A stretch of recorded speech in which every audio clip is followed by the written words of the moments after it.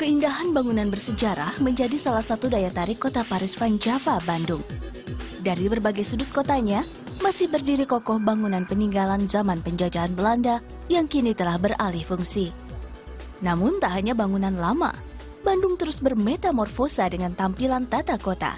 Tak heran, ibu kota Jawa Barat ini menyandang gelar kota kreatif. Sentuhan inovatif tak hanya terdapat pada bangunan lama yang beralih fungsi. Tempat ibadah seperti masjid pun tak luput dari sentuhan artistik. Masjid Raya Bandung pertama kali didirikan pada tahun 1810. Dulu masjid ini hanya berupa satu bangunan kayu sederhana.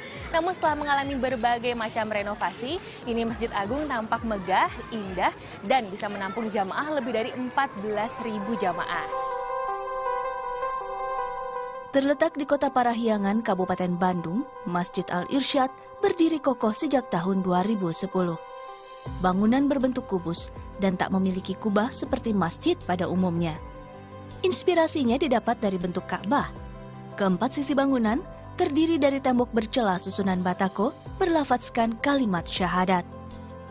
Bagian dalam masjid luas tak miliki tiang penyangga. Mihrabnya menghadap langsung ke alam tanpa batasan tembok beton, mengingatkan umatnya akan kebesaran Sang Mahakarya. Sementara itu, 99 lampu gantung cerminkan ke-99 nama Allah. Didominasi warna hitam, abu-abu dan putih, Masjid Al-Irsyad berikan kesan elegan dan modern.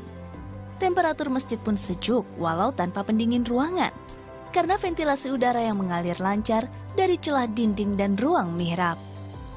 Adalah Ridwan Kamil, wali kota Bandung, sang pencetus ide sekaligus arsitek bangunan modern ini.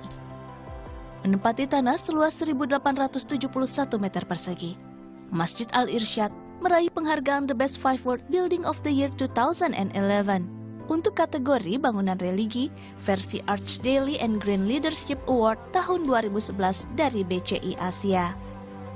Jadi memang ketika Kang Emil mendesain masjid ini, beliau menjelaskan bahwa ingin mendesain masjid yang lain daripada yang lain. Jadi menurut beliau kalau penyair itu berpuisi melalui sajak dan kata-kata, tetapi saya berpuisi melalui gedung dan bangunan.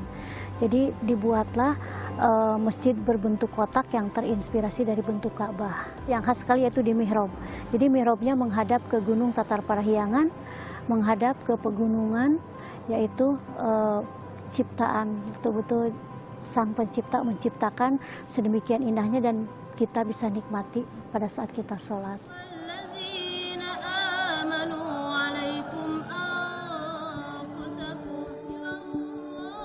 Memasuki bulan Ramadan, kegiatan keagamaan rutin dilakukan di Masjid Al-Irsyad.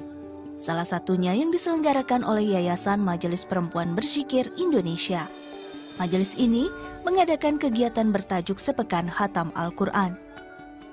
Pertamanya cuma 10 orang, 15 orang, dan sekarang alhamdulillah semakin bertambah sehingga yang namanya Sepekan Khatam Quran bukan hanya sekali khotam, tapi berkali-kali, mungkin bisa juga 7 kali khotam gitu ya. Majelis dibagi menjadi beberapa kelompok yang masing-masing diberikan target juz Al-Quran yang harus dibaca.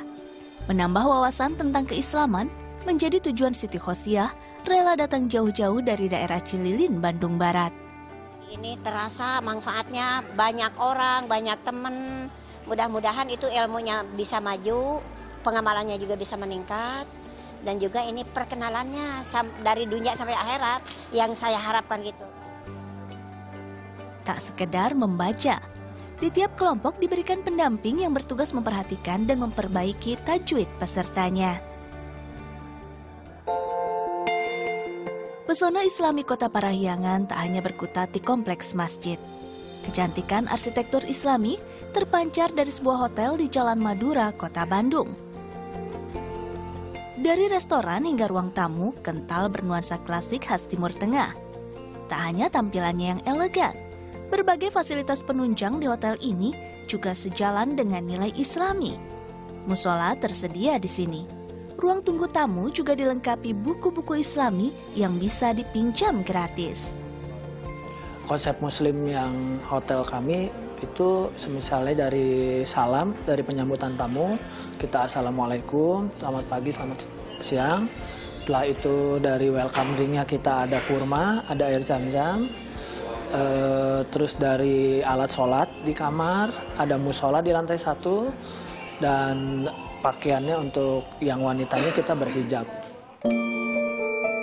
Seperangkat alat salat dan mushaf Al-Quran jadi benda yang wajib ada di tiap kamar hotel. Para tamu pun dipermudah dalam melakukan ibadah. Kemegahan bangunan hotel dan kemewahan fasilitasnya tak jadi alasan bagi para pengunjung untuk lupa bersyukur. Karena sejatinya, keindahan bisa berjalan lurus dengan ketakwaan.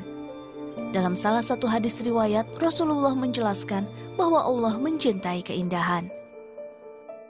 Diriwayatkan oleh Imam Muslim dalam kitab sahihnya dari Abdullah bin Mas'ud, bahwasanya Nabi Muhammad bersabda, "Tidak akan masuk surga seseorang yang di dalam hatinya terdapat kesombongan sebesar debu."